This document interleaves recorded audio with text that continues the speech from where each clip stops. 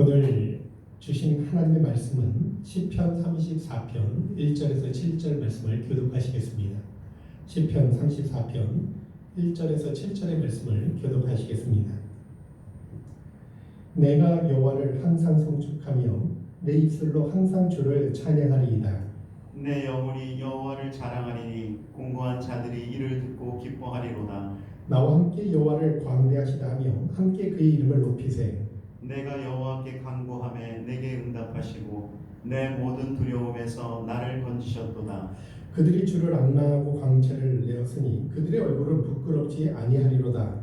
이 공고한 자가 부르짖음에 여호와께서 들으시고 그의 모든 환난에서 구원하셨도다. 여호와의 선사가 주를 경외하는 자를 둘러 진치고 그들을 건지시는도다. 아멘.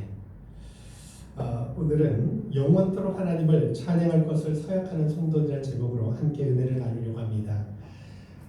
이번 주 중에 이제 송구영신 예배가 있죠. 안타깝지만 온라인으로 드리게 되었는데, 비록 온라인으로 예배를 드리지만 마음과 정성을 다해서 예배 드리심으로 한량없는 또 동일한 복과 은혜가 충만하게 임하실 수 있기를 주님의 이름으로 축복합니다. 내년도 주제가요, 하나님을 가까이 함이 내게 복이라. 내년도 주제가 하나님을 가까이 함이 내게 복이라. 내년 주실 축복 말씀도 이제 다 나왔어요. 하은정 지사님의 도움을 받아서 이제 뽑는 말씀을 다 만들어 놓았는데, 상황상 이제 1월에 현장 예배 오셨을 때 그때 이제 기도하고 뽑는 것으로 하겠습니다. 내년도 또 신년 달력도 나왔는데요. 그때 각가정이 가져가시는 걸로 하겠습니다. 오늘이 2020년 마지막 주일이에요. 돌아보면 올 한 해는 참 다사다난했던 참 그런 한 해였죠. 전염병, 좀처럼 나아지지 않는 그런 현실 속 답답함 가운데 어려움도 참 크셨을 것이라고 생각합니다. 그럼에도 이런 혼란기 속에도 하나님은 강한 팔로 우리를 지켜주셨고 또 보호해 주셨고, 그래서 때에 따라 알맞은 은혜를 공급해 주셔서 무탈하게 이 자리까지 온 거지요. 돌이켜보면 모든 게 하나님의 은혜 덕분이고요. 교회와 가정을 지켜주신 하나님, 그 사랑 때문이지요. 오늘 예배를 통해서 주신 은혜도 감사하고요. 또 주실 은혜 바라보면서 감사로 하나님을 영화롭게 드릴 수 있는 복된 예배가 되실 수 있기를 주님의 이름으로 축복합니다. 그리고 특별히 오늘 또 믿음으로 말씀을 받으실 수 있는 그런 은혜의 시간이 되었으면 좋겠어요. 시편 34편은 다윗의 찬양시예요. 배경을 먼저 잠깐 설명을 해드리면, 다윗이 그 사울의 칼을 피해서 블레셋 땅에 도피 생활을 한 적이 있었어요. 그런데 자신의 신분이 발각이 되는 그런 위기 상황을 맞이합니다. 그러니까 블레셋 아기스 왕의 신하들이 다윗의 그 모습을 알아본 거예요. 그러니까 예전에 자기들의 영웅 골리앗을 죽인 장본이라는 걸 알게 된 거죠. 그런 위기 속에서 하나님께서 은혜 주셔서 그 위기를 모면하는 그것을 배경으로 하고 있어요. 아주 급박한 순간에 다윗이 기도하고 하나님께 도움을 요청했더니 하나님께서 구원의 은혜를 베푸신 것을 배경으로 하고 있습니다. 그게 시편 34편이에요. 그래서 표제도 뭐라고 나옵니까? 다윗이 아비멜렉 앞에서 미친 채 하다가 쫓겨나서 지은 시 이렇게 지어져 있어요. 시편 34편은 크게 세 부분으로 나눌 수 있는데요. 먼저는 1절에서 3절입니다. 그러니까 다윗이 구원 은혜 생각하면서 영원히 하나님을 송축할 것이다. 그러니까 소원하는 내용이에요. 그리고 4절에서 7절은요, 자신이 간구할 때 하나님이 기도에 응답하셨다고 그거에 대한 간증 내용이에요. 마지막으로 8절에서 22절은 이스라엘 향해서 더욱 하나님을 경외하며 살라고 그렇게 권면하는 내용으로 끝을 맺습니다. 자, 이제 오늘 우리가 살펴볼 건 두 번째 단락까지인데요. 1에서 7절까지예요. 구체적으로 한번 말씀을 나눠볼게요. 1절입니다. 같이 봉독하겠습니다. 내가 여호와를 항상 송축하며 내 입술로 항상 주를 찬양하리이다. 여기 보니까 다윗이 영원히 평생을 하나님을 송축할 것이라고 소원하는 거예요. 아름다운 소원이고 결단이죠. 그런데 다윗이 소원하는 상황을 생각하면요, 승승장구할 때가 아니에요. 일이 술술 풀려가도록 형통한 때가 아니에요. 지금 죽음의 위기에서 바로 구원받은 직후에, 자, 그때 하나님을 영원히 찬양하며 살겠다고 고백하고 있는 거예요. 다윗은 한때 이 사울의 칼을 피해서 블레셋에 정치적인 망명을 할 때가 있었어요. 근데 그거는 하나님만 피난처 삼다가 세상을 의지하는 것과 다름이 없습니다. 그래서 하나님의 징계로 꼼짝없이 자신의 신분이 발각되면서 죽을 위기에 처한 거예요. 근데 하나님께 도움을 요청했더니 하나님이 묘화를 주셨어요. 미친 척하라. 그래서 미친 척하면서 대문을 그적거리고 수염에 침을 질질, 위대한 왕 다윗이잖아요. 그런데 수염에 질질 침을 흘린다고 한번 생각해 보세요. 얼마나 수치스럽습니까? 다행히 아기스 왕이 속아 넘어가면서 미친 사람 쫓아내라고 명을 내리죠. 그로 말미암아 목숨을 부지할 수 있었던 거예요. 이런 위기 직후에 하나님을 영원히 성축하겠다. 지금 그렇게 서약하고 있는 거예요. 당시 상황만 생각하면 살았으니까 찬양할 수 있지 않을까 생각할지 모르지만 한편 다르게 생각해 보세요. 인간적으로 생각해 보면 다윗이 블레셋 땅에 간 것은 하나님이 시련을 허락하셨기 때문일 수도 있잖아요. 뿐만 아니라 또 하나님은 사무엘 선지자를 통해서 이스라엘 차기 왕은 다윗이라고 말씀하셨는데 약속은 이루어지지도 않고 이루어질 기미가 뭐예요? 사울의 핍박은 더 점점 심해지고 상황은 악화되어 갑니다. 이런 상황 속에서 어쩔 수 없이 블레셋 땅으로 간 거잖아요. 목숨을 부지하기 위해서. 그리고 또 겨우 미친 척하고 그렇게 수치 속에 살아났다는 거예요. 우리가 그런 상황을 만나면 굉장히 상황이 서글프지 않겠나요? 과연 다윗처럼요, 내가 영원히 하나님을 찬양하겠다고 서약할 수 있을까요? 오히려 왜 하나님이 약속은 빨리 이루어지지 않으세요? 하나님 왜 내게 괴로움만 주세요? 왜 이런 큰 시련만 주시나요? 불평할 수 있잖아요. 당시 상황을 인간적으로만 보면요, 얼마든지 원망할 수 있는 상황이라는 거죠. 근데 영적인 눈을 열어서 다윗이요, 하나님을 찬양하겠습니다 이렇게 서원을 하는 거예요. 자, 그 힘의 비결이 뭐냐면요, 다윗은 그런 악조건 속에서도 감사의 조건을 부지런히 찾아 애썼다는 거죠. 도무지 감사할 수 없는 상황이지만 그러나 그 순간에도 하나님이 주신 은혜를 발견하기 위해서 끊임없이 애를 썼다는 거예요. 그리고 감사 조건을 발견하니까 너무나 놀라운 하나님의 은혜라는 걸 깨닫게 된 거죠. 지금까지 이방 땅에 자기가 도피한 건 하나님 품을 떠난 거잖아요. 그래서 징계로 또 어려움이 찾아오고요. 근데 그 순간에도 하나님은 긍휼을 베푸셔서 지혜를 주시고 위기를 모면하고, 이 모든 게 하나님의 은혜와 긍휼과 지혜라는 걸 알게 된 거죠. 그걸 아니까 도저히 참을 수 없는 거예요. 영원히 하나님을 찬양하며 감사하며 살겠습니다. 생각할 수밖에 없었다는 거죠. 다윗이 아무리 미친 척해도요, 아기스 왕이 속아 넘어가지 않으면 아무 소용없잖아요. 그렇지 않습니까? 꼼짝없이 죽을 수밖에 없지 않나요?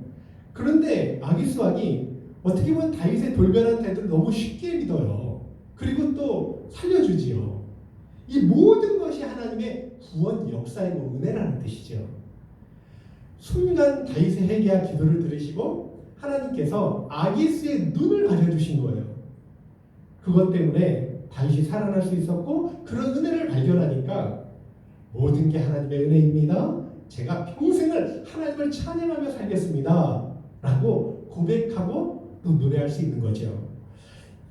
하나님은 한 번 택한 종은 버리지 않는구나.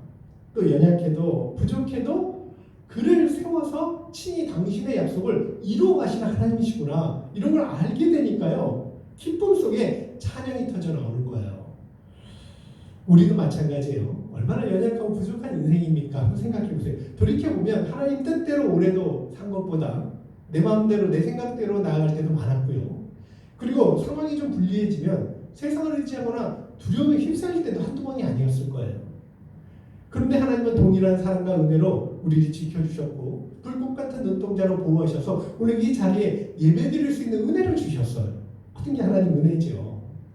그래서 지금까지 베푸신 은혜를 생각하면 우리도 하나님을 찬양하지 않을 수 없는 거죠. 부디 올 한 해요, 베푸신 은혜를 깊이 돌아보시고 또 감사 제목을 많이 찾아 발견하셔서 영원히 우리도 하나님을 찬양하리라 고백할 수 있는 아름다운 고백이 저와 여러분의 고백이 되실 수 있기를 주님의 이름으로 축복합니다.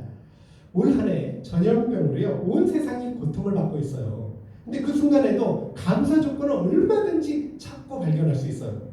인간적인 눈으로만 보면 감사하기 어려운 경우도 많습니다. 근데 영적인 눈을 떠서 보면요 얼마든지 찾을 수 있어요. 그런 이유 때문에 바울이 그 핍박 속에 있는 데살로니가 교회를 향해서 범사에 감사하라 권면하지요.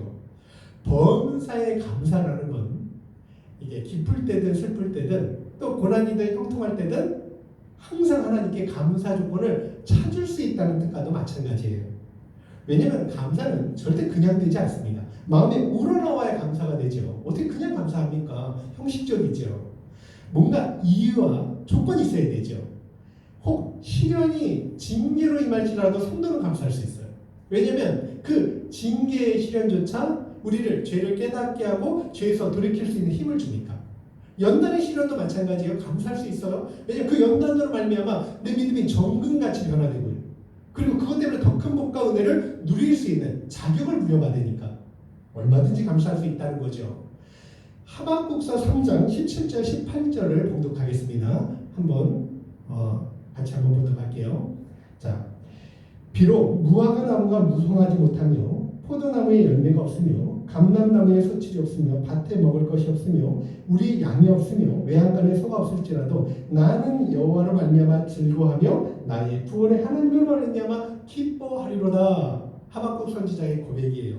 없고 그런데 하나님 주신 은혜 발견하니까 믿음으로 또 산다는 거죠. 성도는 그래서 감사할 수 있다는 거죠. 부디 감사 조건들을 열심히 찾으셔서 더 큰 영적인 유인과 더 큰 복과 은혜를 무한히 누리며 살아가실 수 있는 은총이 있기를 주님의 이름으로 축복합니다. 2절 한번 봉독하겠습니다. 자, 시작. 내 영혼이 여호와를 자랑하리니 공고한 자들이 이를 듣고 기뻐하리로다. 여기 보니까 내 영혼이 여호와를 자랑한다. 이 말씀은요. 여호와는 나의 자랑이시다라는 의미가 같아요. 다윗은 세상이 아니라 여호와 하나님의 은혜만 자랑하겠다 이런 뜻이에요. 사람들은 보통 다른 사람과 자기가 뭔가 다른 것이 있잖아요. 특별한 것이 있으면 자랑하고 싶은 본능이 있어요. 이건 본능이에요. 근데 다윗은 본능을 거스려서 내가 하나님의 은혜와 여호와만 자랑하겠다 고백을 해요. 인간적으로만 보면 다윗처럼 그렇게 자랑거리가 많은 사람도 드물어요. 왜냐하면 이 양이나 돌보는 목동이요. 생각해보세요. 골리앗을 이기고 한순간에 군대 장관이 돼요. 그때 소년이었어요. 남이 갖지 못한 권력, 남이 갖지 못한 부, 명예를 한 번에 이렇게 차지하지 않습니까? 얼마든지 자랑거리죠. 근데 그런 거 자랑하죠. 성경에 다윗이 세상을 자랑했다고 나온 적이 없어요. 오직 하나님의 은혜, 여호와만 자랑하며 살게 됩니다. 이런 여호와만 자랑하며 살게 된 비결이 뭘까요? 그 비결은 다른 것이 아니라 자기가 지금 누리고 있는 모든 것들이 하나님의 은혜라고 믿고 확신했다는 거예요. 하나님이 나를 도우시고 은혜를 베푸셨으니까 내가 이런 걸 누렸지. 어떻게 내 힘으로 이런 걸 이룰 수 있겠냐? 그렇게 믿었다는 거죠. 생각해보세요. 하나님이 돕지 않았으면 다윗이 살 수나 있었습니까? 이 팔레스틴 땅이요. 강원도만 해요. 강원도가 조금 큽니다. 뭐 차로 다니도 얼마 안 걸려요. 그런데 그런 좁은 땅덩어리에서 사울이 작정하고 군사들과 함께 다윗을 죽이려고 하면 쉽게 찾을 수 있어요. 근데 때마다 하나님이 시기적절하게 이 사울에게 눈을 가려주시고 뿐만 아니라 피할 길을 주셔서 다윗을 살려주셨다는 거예요. 간혹 어떤 분들은요. 자기의 건강을 지나치게 자랑하며 사는 분들이 있어요. 난 지금까지 병원에 간 일도 없고 앞으로도 갈 것 같지 않아. 이건 교만이에요. 어떤 분들은 부나 명예를 자랑하는 분이 있어요. 한순간에 날아갈 수도 있어요. 하나님이 가져가시면 그날 가져갈 수도 있어요. 그래서 사람이 세상을 자랑한다는 건 교만이고 자기를 죽이는 거예요. 우리 잠언서 16장 18절에 이런 말씀이 있어요. 교만은 패망의 선봉이며 거만한 마음은 넘어짐의 앞잡이니라. 그러니까 교만이요. 자기를 넘어뜨린다는 거예요. 그리고 망하게 하는 지름길이라는 거죠.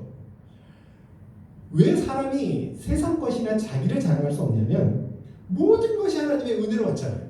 뿐만 아니에요. 자기 미래를 몰라요. 한참을 당장 내일 일도 모르고요. 5분 후의 일이 뭔지도 몰라요. 5분 후의 일만 알아도 모든 사고를 막을 수 있어요. 전염병도 피해갈 수 있을 거예요. 그래서 잠언서 27장 1절에 너는 내일 일을 자랑하지 말라. 하루 동안에 무슨 일이 일어날지 내가 알 수 없습니다. 그렇게 말씀합니다. 이렇게 연약한 인생이 어떻게 세상 것을 자랑하고 또 어떻게 내 가진 것뿐만 아니라 또 나를 자랑할 수 있겠냐는 거예요. 오직 하나님의 은혜만을 자랑하고 뿐만 아니라 겸손히 죄의 도우심을 구하며 사는 것이 마땅하지 않을까요? 그게 성도의 바른 모습이 되죠. 그런 복된 모습과 은혜가요, 저와 여러분에게 충만히 임하셔서 하나님만 자랑하는 또 복된 내년 새해 될 수 있는 은총이 있기를 주님의 이름으로 축복합니다. 우리 3절 4절 한번 봉독해 볼게요. 자, 시작. 나와 함께 여호와를 광대하시다 하며 함께 그의 이름을 높이세. 내가 여호와께 간구하매 내게 응답하시고 내 모든 두려움에서 나를 건지셨도다. 다윗은 여호와께 기도했더니 하나님이 응답하시고 모든 두려움에서 건져주셨다고 찬양해요. 그리고 이스라엘을 향해서 지금 뭐라고 선포합니까? 다 같이 하나님을 찬양하자, 그렇게 초대하고 있어요. 당시 블레셋 왕 아기스 앞에서요, 신분이 들통날 위기에 있었어요. 근데 하나님께 살려달라고 요청했는데요, 하나님이 그 순간 미친 척하라 지혜를 주셨다는 거예요. 이 종교개혁자 칼빈이요, 이 본문을 해석하면서 이건 성령의 지혜라고 해석을 해요. 그러니까 이렇게 하나님이 당신을 향해서 기도하고 도움을 구하면 반드시 시의적절하게 아니면 시기적절하게 복된 은혜를 주신다는 거예요. 물론 응답이 우리 생각대로 안 올 수도 있어요. 침묵하거나 하나님께서 뭐 때로는 기다리게 하실 수도 있어요. 침묵한다고 거절은 아니잖아요. 굳게 믿으실 건 하나님의 뜻에 합당한 기도라면 반드시 외면하지 않고 거절하지 않고 최상의 때에 저와 여러분의 기도에 응답하여 주실 줄로 믿습니다. 하나님은 당신의 백성이 고통당하는 걸 즐기는 분이 아니에요. 심술궂은 하나님이 아니에요. 언제나 동일하게 자비를 베푸시는 은혜로우신 하나님이 우리의 사랑하는 아버지가 되셔요. 그래서 하나님이 침묵할 때는 이건 무슨 뜻이 있다, 더 좋은 선한 것을 만들기 위한 과정이고요, 때로는 또 우리 믿음을 테스트하게 하기 위한 여러분 그런 것도 될 수 있어요. 시험일 수 있죠. 얼마 전 이제 수능이 끝났어요. 수능 점수도 나왔고 그 점수에 맞춰서 이제 각 대학에 진학을 하게 될 거예요. 그리고 나서 어떻게 됩니까? 또 이제 들어가서 공부를 하게 되죠. 근데 수능 성적 이거 수능을 왜 치릅니까? 그 사람들 이렇게 인생의 대학생들한테 학생들한테 좌절감을 맛보게 하려고 치르는 게 아니에요. 수능은요, 과연 그 대학에서 따라갈 학습 능력이 있는지 알아보게 하기 위함이에요. 하나님도 우리를 시험하는 게 마찬가지예요. 우리가 하나님의 복과 은혜를 누릴 자격을 부여해 주시는 의미에서 시험하신다는 거예요. 뿐만 아니라 그 시험을 통해 우리 믿음을 증진시키고 또 알아보기도 하시고, 그리고 더 큰 영광을 얻게 하시기 위해서 테스트하는 거죠. 욥이요, 그 고난을 잘 이겼더니 갑절의 복을 받지 않습니까? 바로 그런 걸 이야기하는 거예요. 이스라엘 백성이 광야 40년 방황한 이유도 그것 때문이에요. 신명기 8장 2절 말씀 한번 같이 봉독해 보겠습니다. 내 하나님 여호와께서 이 40년 동안에 내게 광야길을 걷게 하신 것을 기억하라. 이는 너를 낮추시며 너를 시험하사 내 마음이 어떠한지 그 명령을 지키는지 지키지 않는지 알려 하심이라. 한 가나안 여인이 자신의 귀신의 딸을 들린 딸을 고쳐달라고 예수님을 찾아왔어요. 예수님은 근데 본체만치 하셔요. 무응대하셔요. 오히려 제자들이 재촉하면서 저 여자가 불쌍하니까 좀 도와주세요 하고 간청해요. 여자도요, 나를 도우소서 요청하죠. 근데 주님은 매몰차게 거절하시는 것처럼 그렇게 행동을 하셔요. 자녀들의 떡을 취해 개들한테 줄 수 없다 이러면서 박대하셔요. 근데 여자가 실망하거나 아니면 화를 내지 않아요. 오히려 믿음으로요, 주님 을수이도 많아 이 개들도 제 주인의 상에서 떨어지는 부스러기를 먹습니다. 그런 고백을 해요. 주님이 감동하셔요. 믿음을 극찬하시면서 여자여 내 믿음이 크도다 내 소원대로 되리라. 그 순간에 딸이 낳고 구원을 받는 은혜가 임하게 돼요. 보세요. 주님이 침묵한 건 거절한 게 아니에요. 악한 게 아니에요. 그냥 여인의 믿음을 테스트하시고 또 그 여인의 믿음을 만천에 드러내셔서 복을 받게 하기 위해서 침묵하시거나 거절하는 것처럼 보일 뿐이에요. 결국 믿음의 테스트에 통과한 여인은요, 이방인인데도 불구하고 구원을 받고요. 또 그 믿음이 성경에 기록이 되어서 만천하에 공개되고 또 이렇게 칭송을 받지 않습니까? 잊지 마실 건 하나님이 우리가 유아신앙일 때는요, 응석을 그래도 좀 받아주셔요. 그런데 연륜이 쌓이고 성장하면요, 응석 받아주지 않아요. 책망하시고요. 아니면 또 침묵하기도 하시고요. 그러니까 우리를 훈련해 나가시는 거죠. 왜냐면 항상 받아주면요, 자기밖에 모르는 철부지 신앙이 되니까 하나님은 우리를 때마다 이렇게 그 때마다 상황에 맞게 믿음에 맞게 우리를 이제 훈련시켜 나가요. 그래서 하나님이 허락하신 시련, 침묵이 우리 영적 성장과 믿음을 위한 일인 줄 굳게 믿으시고요. 정말 그런 일이 닥쳐도 가나안 여인처럼 나를 버리신 게 아니에요. 이게 믿음으로 반응해서 더 큰 하나님의 은혜를 누릴 수 있는, 마음의 소원을 이루실 수 있는 구원이 임하는 복된 은총이 있기를 주님의 이름으로 축복합니다. 우리 4절 다시 한번 읽어보겠습니다. 자, 시작. 내가 여호와께 간구하매 내게 응답하시고 내 모든 두려움에서 나를 건지셨도다. 다윗은 지금 여호와께서 자신을 모든 두려움에서 건져주셨다고 노래해요. 다윗이 골리앗과 맞설 땐 소년이에요. 골리앗은 완전 무장한 거인이에요. 괴물이에요. 근데 이런 소년이요, 그때 싸울 때 보면 두려움을 모르는 사람 같아요. 그러니까 다윗은 두려움과 어울리지 않는 사람 같아요. 누구도 나서지 못한 상황이에요. 사울 왕도요, 장수거든요. 근데 못 나서요. 근데 다윗이 여호와의 이름을 믿고 나서 싸워 이겨요. 이건 대단한 거예요. 그런 다윗인데, 두려움을 모르는 사람인데 사울 왕의 칼을 피해서 오래 도피 생활하다 보니까 뭔가 마음이 지쳐버린 거예요. 그냥 믿음이 약화되고요. 그러면서 세상을 의지하려는 마음이 들어오기 시작한 거예요. 그래서 블레셋이 아기스 왕에게로 정치적 망명을 하게 되었다는 거죠.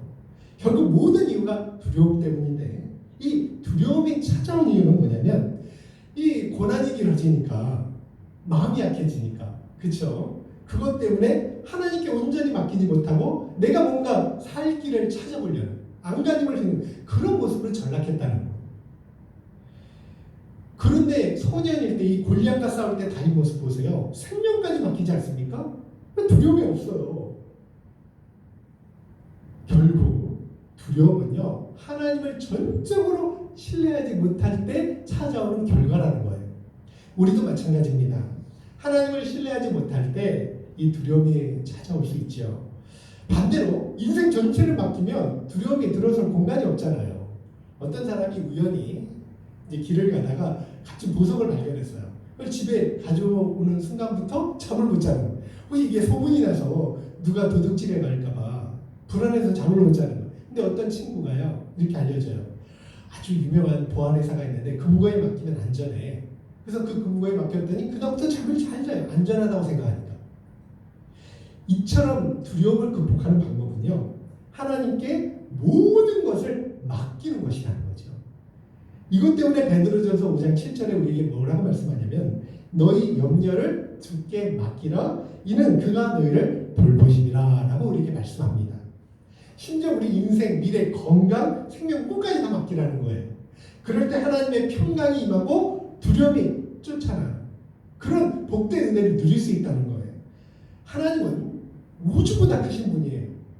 전능하신 분이에요. 못 이룰 것 없고 못 하실 것 없으셔요. 이사야 12장 2절에도 그것을 잘 말씀합니다. 우리 한번 공독해 볼게요. 다시 시작. 보라, 하나님은 나의 구원이시라. 내가 신뢰하고 두려움이 없으리니 주 여호와는 나의 힘이시며 나의 노래시며 나의 구원이시니라. 이사야 26장 3절에도 같이 한번 공독해 보겠습니다. 주께서 심지가 견고한 자를 평강하고 평강하도록 지키시리니 이는 그가 주를 신뢰함이니이다. 하나님께 맡기면 하나님이 책임져 주실 줄로 믿습니다. 이게 하나님의 약속이에요. 우리가 못 맡겨서 그런 거예요. 그래서 불안하고 두렵고 염려도 생기는 거예요. 생명이든 재물이든 자녀이든 인생 모든 것을 맡기라고 말씀합니다. 또 맡기면 하늘의 평강을 누릴 수 있다는 거죠. 정말 그런 평안과 구원과 안식을 무한히 누리며 살아가실 수 있기를 주님의 이름으로 축복합니다. 마지막으로 7절 8절 같이 봉독할게요. 자, 시작.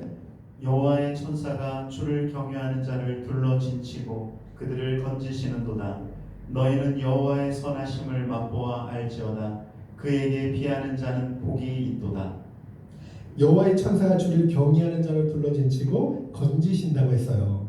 구원이 여호와의 천사를 통해 이루어진다는 건데, 하나님은 당신을 경외하는 자들, 의뢰하는 자들을 천사를 통해서 구원하신다는 뜻이에요. 다윗이 아기스 왕한테 이렇게 구원받은 건 하나님께서 천사를 보내셔서 다윗을 구원하셨다는 고백과 같아요. 우리가 그 형을 속이고 외삼촌 집으로 도망간 야곱을 한번 보세요. 야곱이 20년 후에 이제 고향 가나안 땅으로 돌아오게 돼요. 그런데 에서가 자기 형이 군사 400명을 이끌고 죽이려고 달려오는 거예요. 자, 그 순간에 두영되는 천사를 만나는데요. 그 천사는 누구냐면 하나님께서 야곱을 에서의 칼에서 보호하기 위해 보내신 천사들이라는 거예요. 성경 그렇게 말씀해요. 결국 야곱이 보호받은 건 어떤 우연이 아니라요, 하나님의 기적적인 간섭과 역사 때문이고요, 천사를 통해서 야곱을 보호하셨다는 뜻이에요. 이런 이유 때문에 초대교회 성도들은요, 자신을 지키는 수호천사가 있다고 믿었어요. 히브리서 1장 14절에도요, 모든 천사들은 섬기는 영으로서 구원받을 상속자들을 위하여 섬기라고 보내심이 아니냐, 이렇게 말씀하고 있는 거예요. 하나님께서 저와 여러분도 내년 한 해 정말 천사를 통해 보호하시고 때마다 은혜 주시며 위기에서 구원하시는 은총을 베풀어 주실 수 있기를 주님의 이름으로 축복합니다. 반드시 그런 은혜를 주실 거예요. 말씀을 마쳐요. 성도는 범사에 감사의 조건을 찾을 수 있어요. 그러니까 모든 일에 하나님의 선하신 뜻이 들어있기 때문에 얼마든지 찾을 수 있어요. 고난 속에도 감사하면 욥처럼 갑절의 은혜를 받는 복된 삶이 되실 줄로 믿습니다. 그리고 두려움이 오는 건 온전히 맡기지 못해서 그래요. 하나님께 맡기면 하나님의 길을 주시고 모든 두려움을 몰아내 주시고 하나님의 평강을 누릴 수 있는 은혜를 주실 줄로 믿습니다.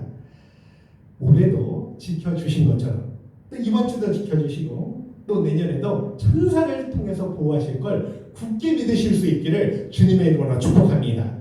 부디 시련 속에서도 감사 조건을 매 순간 발견하셔서 영원토록 다윗처럼 하나님만 찬양하겠다고, 하나님만 의지하겠다고 그렇게 고백할 수 있는 복된 고백이 저와 여러분의 우리 모두의 고백이 되실 수 있기를 주님의 이름으로 축복합니다. 우리 이 시간 다 같이 찬양 301장 1절 2절 같이 찬양하시겠습니다. 찬양 301장 1절 2절 같이 찬양하시겠습니다. 지금까지 지내온 것 주의 크신 은혜라, 한이 없는 주의 사랑 어찌 이루 말하랴. 자라게나 주의 손이 항상 살펴주시고 모든 일을 주 안에서 형통하게 하시네. 몸도 맘도 연약하나 새 힘 받아 살았네. 물 붓듯이 부으시는 주의 은혜 족하다. 사랑 없는 거리에 나 험한 산길 헤맬 때 주의 손을 굳게 잡고 찬송하며 가리라. 우리 다 같이 기도하시겠습니다.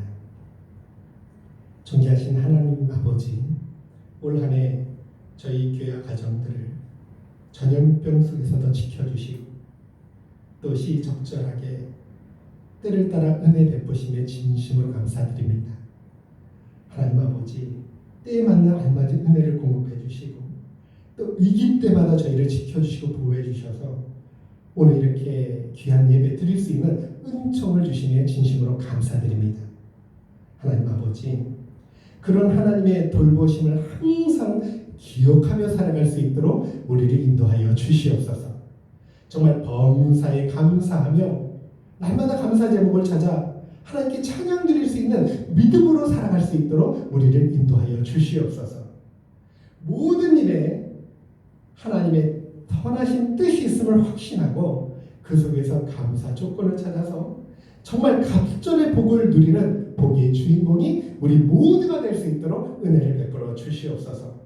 또한 하나님께 맡기면 하나님이 책임져 주실 줄로 믿사오니 하늘의 평강을 누리는 복된 삶으로 행복한 신앙생활 영위해 나갈 수 있도록 하나님 돌보아 주옵시고 내년에도 천사를 통해 보호해 주시고 또 기도에 응답하여 주시며 정말 신묘막직한 은혜로 우리 함께 하셔서 무엇보다 우리 입술이 감사와 찬양이 끊이지 않는 복된 삶이 될 수 있도록 주장하여 주시옵소서. 이 모든 걸 주님 앞에 감사드리오며 예수님의 이름으로 간절히 기도드리옵나이다. 아멘. 지금은 우리 주 예수 그리스도의 은혜와 성부 하나님의 크신 사랑과 성령님의 교통과 인도와 보호와 치유와 예비와 동의하신 놀라운 은총이 정말 하나님의 신묘막측한 은혜와 천사의 도우심과 하나님께서 때에만 알맞은 은혜 주셔서 기쁘고 평안하고 행복한 신앙생활 마음껏 영광이 영예하게 원하는 우리 참소망교회 모든 지체 머리 위와 우리와 협력하는 선교사님의 가정과 교회와 또 그 사역 머리 위에 지금부터 영원토록 함께 있기를 간절히 축원하옵나이다. 아멘.